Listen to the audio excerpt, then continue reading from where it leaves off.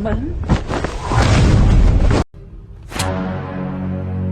Hai para Sudaners, kumaha kabarna? Damang sadena dengan saya si Otong kembali lagi di channel Ningali Film. Pada episode kali ini kita akan membahas alur cerita dari film Moon Brighten for You untuk bagian yang kedua. Dan tidak usah berlama-lama lagi, mari kita mulai ceritanya.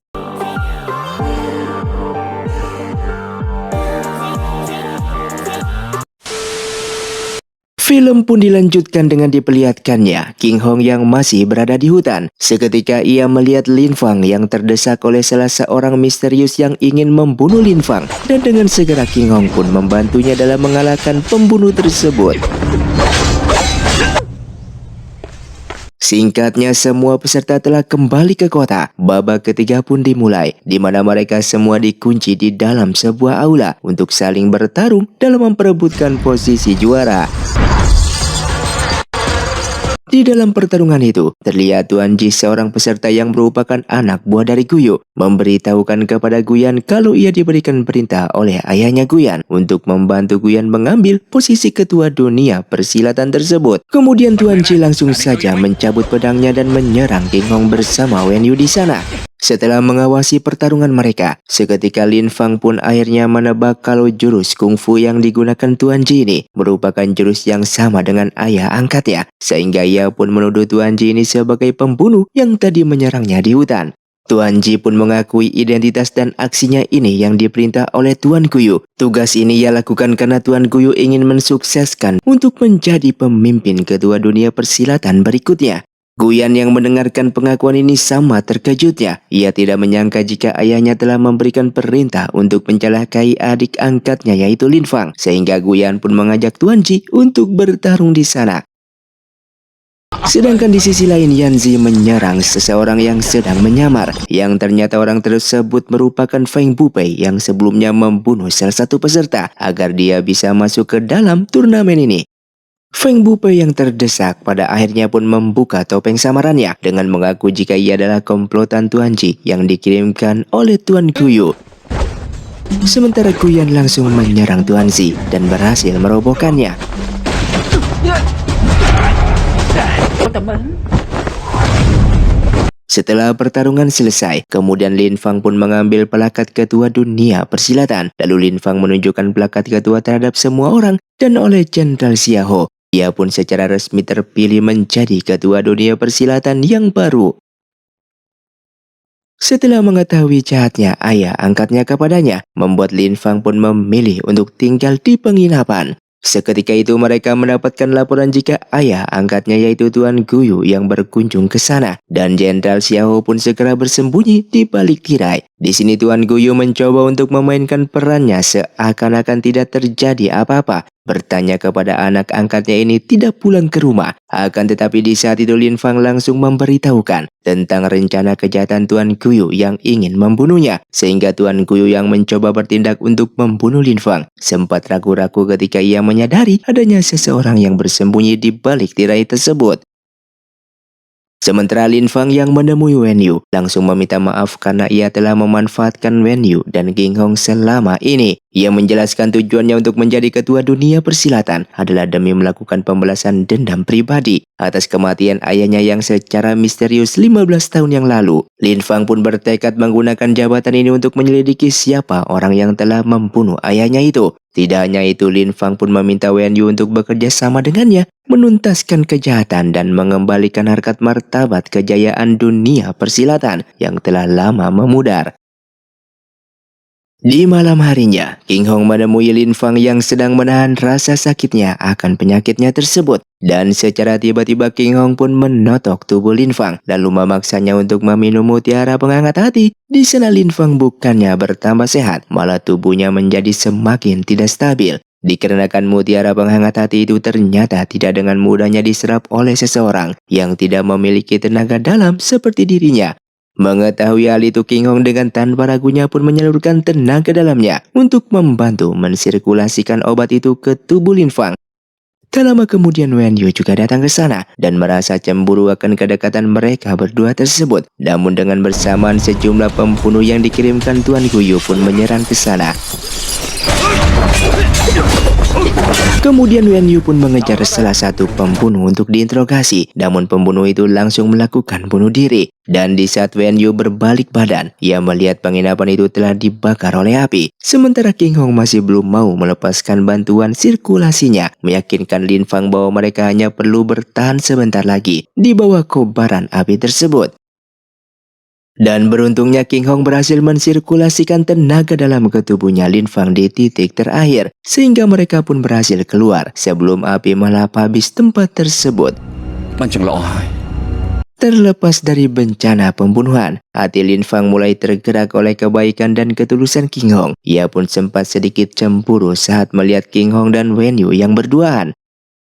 Kemudian ia pun mengundang King Hong untuk menghadiri jamuan pesta perayaan atas dirinya yang berhasil menjabat sebagai ketua dunia persilatan baru. Ia pun menjanjikan hadiah sebuah baju baru kepada King Hong. Namun setelah King Hong mencobai begitu banyaknya pakaian baru yang telah disiapkan, Lin Fang tetap saja merasa kurang puas dengan beberapa pakaian yang dicoba oleh gadis itu. Dari yang awalnya ingin memberikan sepotong pakaian, hingga Lin Fang memberikan semua baju baru tersebut.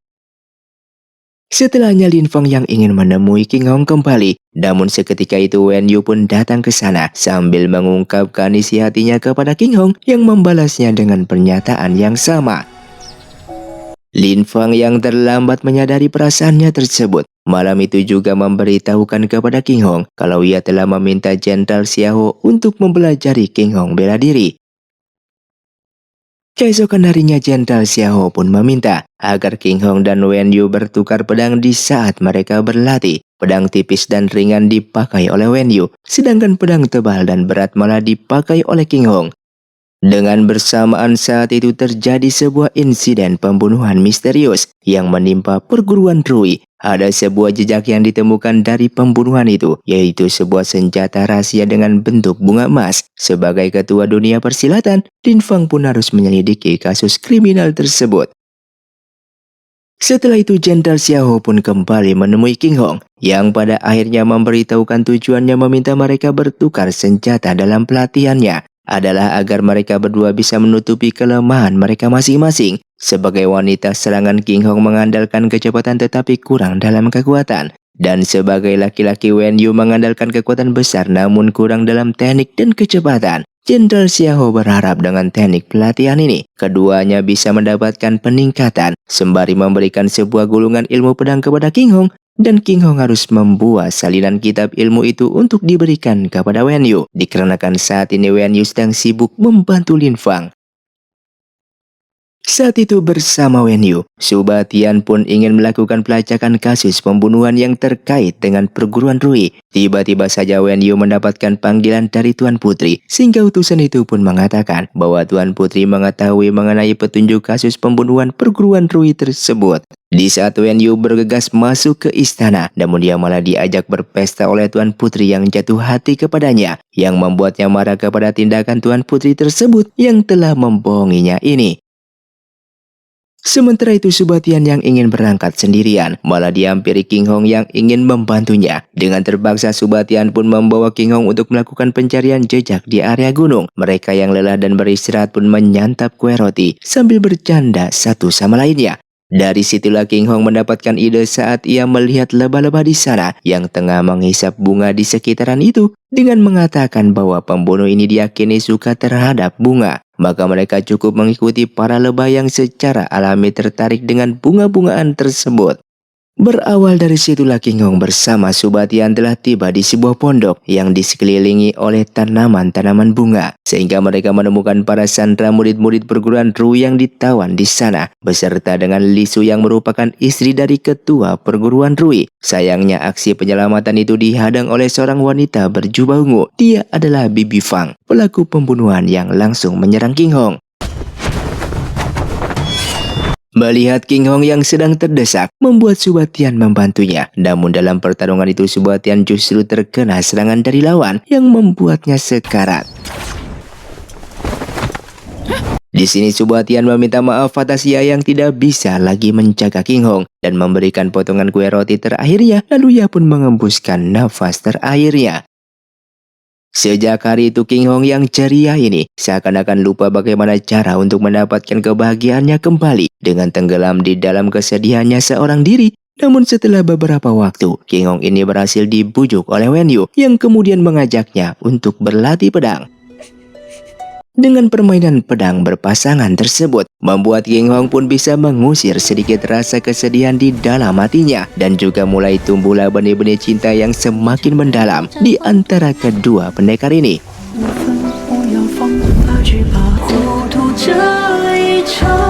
Dengan bersamaan Lin Fang yang sedang kedatangan tamu, yang ternyata itu adalah Lu Ming, ketua perguruan Rui. Di sini Lu Ming berterima kasih atas murid-muridnya yang diselamatkan dari tawanan Bibi Fang.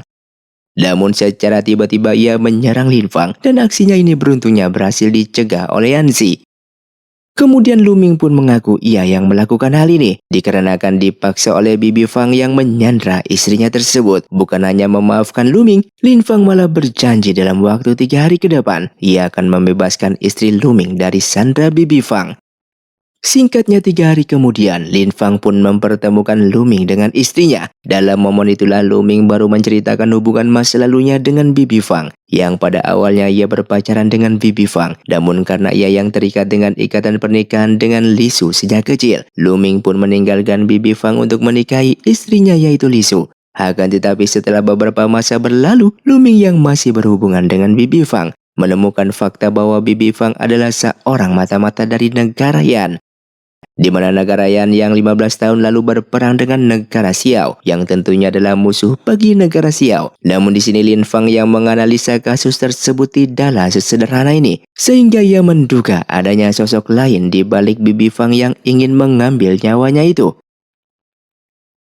Beberapa saat setelahnya, Lu Ming yang sempat ingin membunuh Lin Fang ini pun harus disidang di dalam rapat para pendekar yang dihadiri oleh Tuan Guyu. Pada sidang itu Lu Ming menceritakan ia yang dipaksa Bibi Fang untuk menghabisi Lin Fang dan juga identitas Bibi Fang yang merupakan mata-mata dari kerajaan Yan. Untuk itu orang-orang yang berkumpul mendesak agar Lu Ming ini dibunuh, di mana Tuan Guyu diminta langsung oleh Lin Fang untuk melakukan eksekusi tersebut. Nyatanya Tuan Guyu ini telah terjebak oleh Lin Fang karena di saat dia tengah ragu-ragu dan belum sempat melakukan aksinya, seketika itu Bibi Fang pun muncul di sana untuk menyelamatkan nyawa Lu Ming dan memaki Tuan Guyu yang telah melanggar perjanjian kerjasama mereka. Bahwasanya ide untuk membunuh Lin Fang ini adalah ide dari Tuan Guyu. Namun tentu saja Tuan Guyu menepis tudingan tersebut dengan menuduh Bibi Fang yang telah memfitnahnya. Tak lama kemudian Guyan pun datang memberikan kesaksian rencana jahat ayahnya dan Bibi Fang. Di sini Tuan Guyu terlihat sangat terkejut dengan kesaksian pengkhianatan putranya sendiri yang lebih memilih membela Lin Fang ketimbang dirinya. Sementara Guyan hanya tidak ingin ayahnya terus-menerus mengulangi kesalahan yang sama hanya demi mengejar ambisi kekuasaan. Di dalam pertarungannya melawan Tuan Guyu, Bibi Fang terhantam dengan sebuah pukulan keras yang membuat tewas di saat itu juga. Setelah itu Guyan menemui Lin Fang, memohon agar adik angkatnya ini tidak menghukum mati ayahnya yang sedang dikurung. Meskipun Lin Fang menyatakan ia yang tidak berhak menentukan hidup matinya Tuan Guyu, namun di sini Guyan meyakinkan bahwa ia yang akan mencoba membujuk ayahnya untuk menceritakan bagaimana insiden kematian ayah Lin Fang di 15 tahun yang lalu.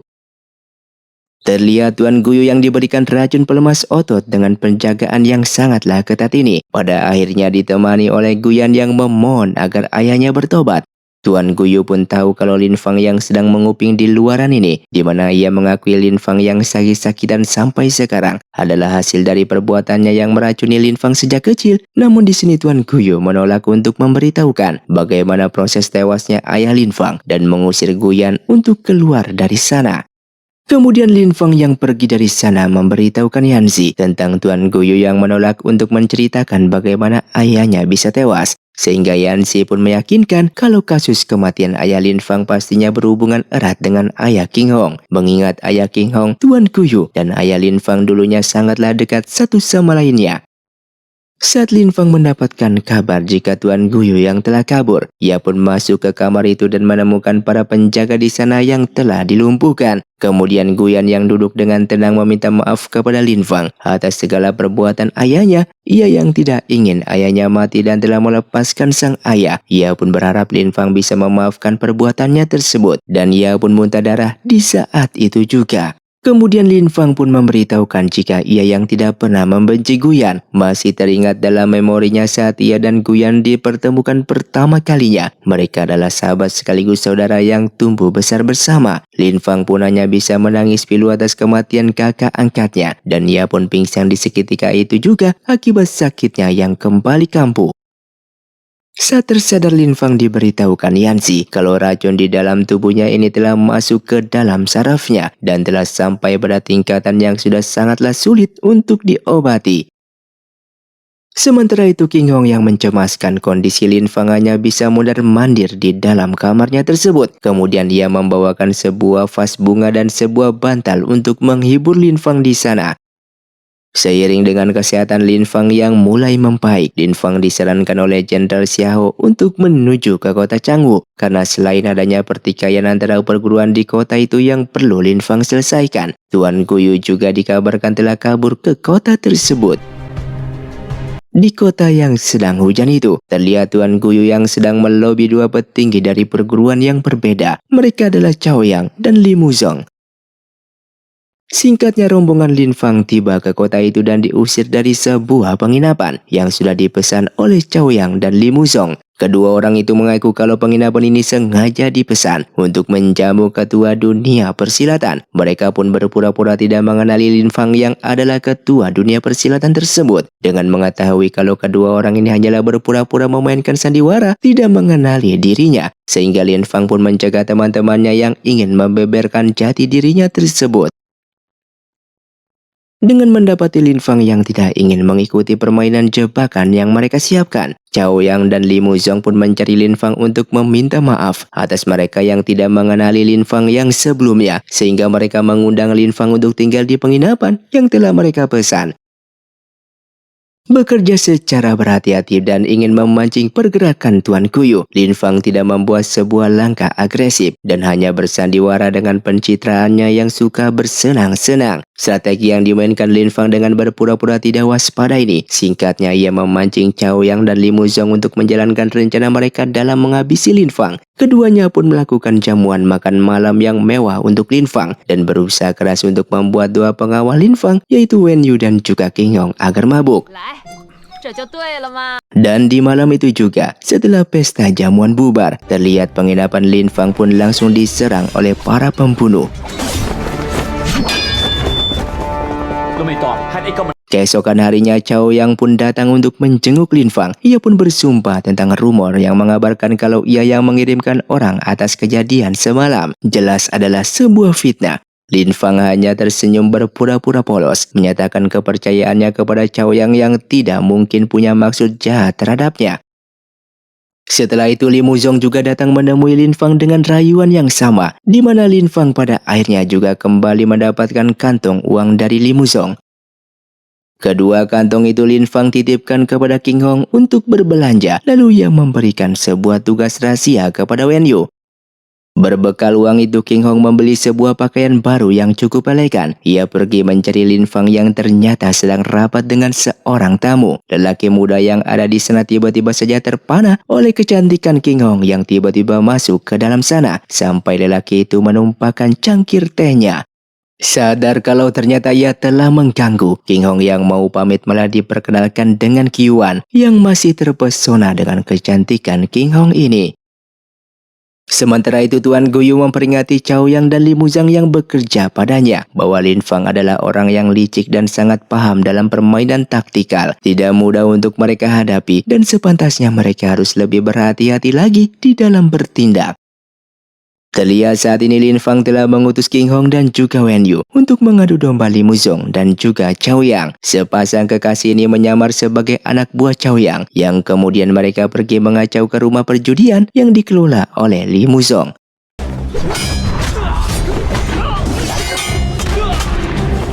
Di tempat lain Li Muzong telah termakan oleh taktik adu domba tersebut. Ia pun menjadi sangat marah ketika mendapatkan kabar rumah judinya yang diserang oleh orang-orang Cao Yang. Di sisi lain, Chow Yang sendiri juga menjadi emosional saat mendapatkan kabar kalau Lee Muzong telah mencurigainya atas serangan yang tidak ia lakukan. Sehingga mereka berdua yang terkena adu domba ini pun bertengkar di hadapan Tuan Kuyu. Di sini Tuan Kuyu berusaha untuk menenangkan mereka, memberitahukan mereka yang sebenarnya telah diprovokasi oleh Lin Fang. Tiba ke rumah hantu yang kosong itu, Kyuan yang menakut-nakuti akhirnya membuat King Hong berteriak kencang setelah melihat seekor tikus besar yang melintas. Sehingga suaranya itu terdengar oleh Tuan Guyu dan yang lainnya. Dan ternyata rumah hantu yang besar ini adalah sebuah penyamaran bangunan yang menjadi tempat persembunyian Tuan Guyu. Sehingga Lee Muzong pun memerintahkan seorang bawahannya untuk memeriksa, di mana King Hong dan Kyuan tiba-tiba saja diserang oleh orang tersebut. Setelah berhasil melarikan diri dari sana, King Hong pun memberitahukan apa yang mereka alami di rumah hantu tersebut. Sehingga keesokan harinya Lin Fang pun mengundang Chow Yang dan Lee Muzong, memberitahukan mereka berdua kalau ialah yang mengadu domba mereka karena mereka berdua bekerja di bawah komando Tuan Kuyu. Sehingga saat itu Lin Fang pun membujuk mereka berdua yang bertengkar, di mana Chow yang terbujuk ini ingin mengabdi kepada Lin Fang, akan tetapi Lee Muzong masihlah berpihak kepada Tuan Kuyu. Sementara Jenderal Xiao sudah tiba di sana dengan pasukan kerajaan untuk mengepung di sekeliling. Terlihat Lee Muzong yang tidak ingin menyerah mencoba untuk menyerah Lin Fang dan langsung kabur dari sana, akan tetapi pengepungan itu pun berhasil membunuhnya di saat itu juga. Setelah itu Wen Yu pun membacakan semua aksi kriminal Lee Muzong dan Chow yang telah lama di kota Changwu ini. Bahkan dengan banyaknya aksi kejahatan tersebut, Chow juga sepantasnya dihukum mati. Namun Chow yang ingin memberikan perlawanan juga dibunuh di saat itu juga. Dengan demikian Lin Fang pun telah memberikan contoh keras dengan membersihkan kota Changwu ini dari dua orang penjahat besar, di mana ia pun melepaskan semua anak buah Chow dan juga anak buah Lee Muzong yang ada di sana, memberikan mereka kesempatan kedua untuk bertobat. Dan film pun bersambung. Terima kasih untuk kalian yang sudah menonton video ini sampai habis. Sampai jumpa di video selanjutnya. Saya pamit ulang dari Ningali Film. See you, undur diri dan salam Sundaners.